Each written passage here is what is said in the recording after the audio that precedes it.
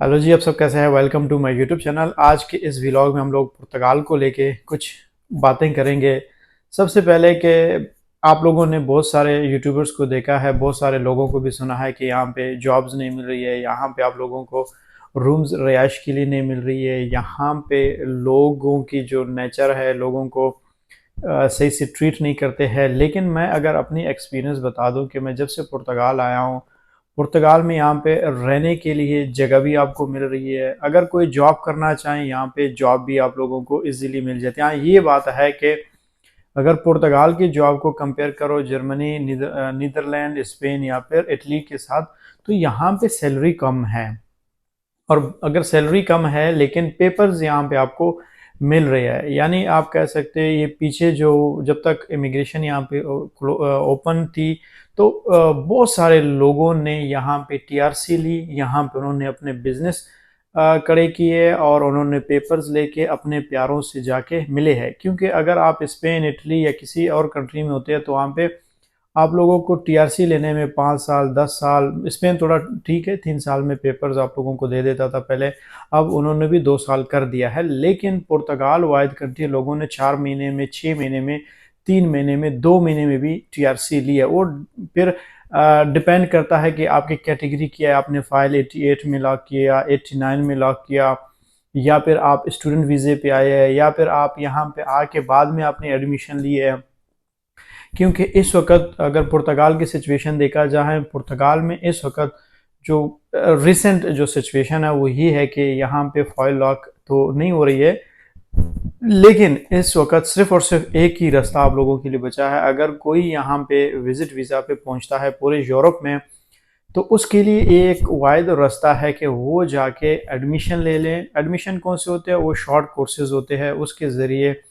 और फिर उसके बेस पे पूरे पुर्तगाल में अगर आपको एक चीज़ नज़र आ जाएगी, यहाँ पे आजकल एक चीज़ होती है सिक्योरिटी, सोशल सिक्योरिटी नंबर, जिसको हम यहाँ पे निस और निफ बोलते हैं, ये नहीं बन रहे होते हैं।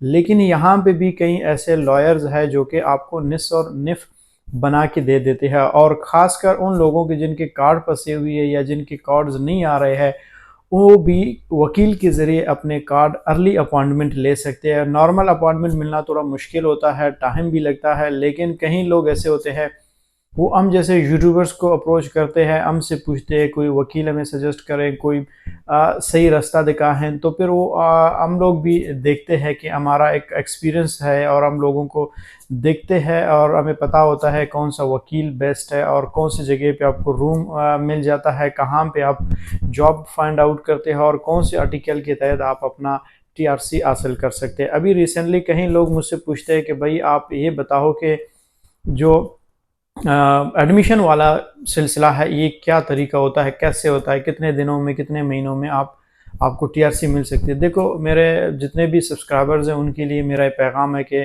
आप लोग अगर लीगल वीज़े पे यहाँ पे मौजूद है पूरे शेंजन में, ये उन लोगों के लिए ऑप्शन मौजूद है। यहाँ के कानून में एक शिक है कि अगर आप एडमिशन लेना चाहो आप एडमिशन ले सकते हैं, और अगर एडमिशन ले भी सकते हैं तो फिर उसके बाद आपको बायोमेट्रिक के लिए फिर आपको वकील की ज़रूरत होगी और आपको निस और निफ भी बनाने की ज़रूरत होगी। यहाँ पे आपको जुनता की भी ज़रूरत होगी। और कहीं लोग होते हैं यहाँ पे बहुत ज़्यादा पैसे लेते हैं, वकील चार्ज करते हैं सारे चीज़ों को मिल मिला के, और बहुत कम ऐसे लोग होते हैं जो मुनासिब रेट पे आपको ये सारे चीज़ करवा के दे देते हैं। तो अब इस वक्त पुर्तगाल की जो सिचुएशन है, अगर मैं देखूँ, मेरा जो एक्सपीरियंस है पुर्तगाल में, यहाँ के लोग बहुत अच्छे हैं, यहाँ के लोगों के रवैया बहुत अच्छे हैं। यहाँ पे आपको रूम्स भी रेंट पे मिल रही है और यहाँ पे आप जॉब भी ढूंढ सकते हैं। लेकिन उसकी शर्त यह है कि आपको यहाँ पे लोकेशन देखना पड़ता है और आपको लोगों को फाइंड आउट करना पड़ता है कि कौन से लोग आपको रूम्स दिलवा सकते हैं। और उसके अलावा कहीं लोग ऐसे होते हैं वो कोर्ट केस के ज़रिए कार्ड तो ले रहे होते हैं, लेकिन कोर्ट केस में भी आजकल थोड़ा बहुत टाइम लग रहा है। लेकिन फिर भी मैं आप लोगों को कहता हूं कि अगर कोई कोर्ट केस करना चाहें तो ज़्यादा मुनासिब होगा अगर आप अपने बारी का इंतज़ार करेंगे। इसलिए कि जो कोर्ट केस आते हैं वो आपका एक नंबर लग जाता है। आप एक लाइन में जब खड़े होते हो तो उस लाइन में पहला, दूसरा, तीसरे के बाद आपका नंबर किसी न किसी वक्त में आ जाता है। और जैसे ही कोई ऑर्डर आता है तो फिर आपका वकील जो है आपको अपॉइंटमेंट लेके दे देता है। उसके बेस पे आपको 15 दिन के अंदर अंदर आपको कार्ड भी मिल जाता है। तो नाज़रीन, पुर्तगाल से रिलेटेड अगर किसी को कंसल्टेंसी चाहिए हो तो हमसे रब्ता कर सकता है। Thank you so much.